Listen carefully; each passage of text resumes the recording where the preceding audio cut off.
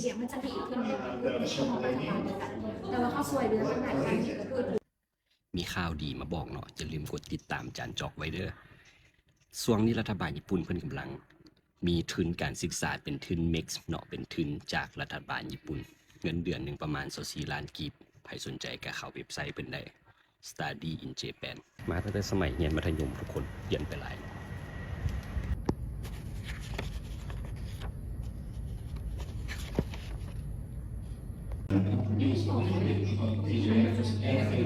แล้วก็สกี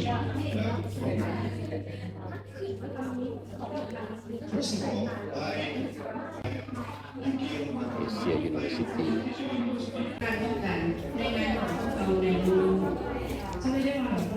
ไปดี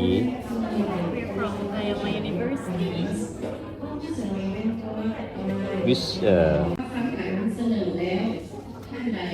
มีคำถามสามารถสอบถามกับอาจารย์ญี่ปุ่นผ่านทางออนไลน์หรือยูทูบด้านโน้นของตลาดเร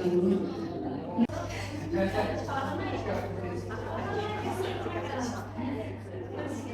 เวลาที่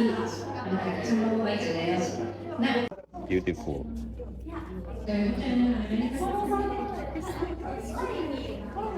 สบายดี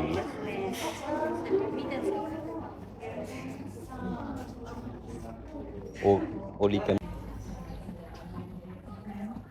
อาหารก่อน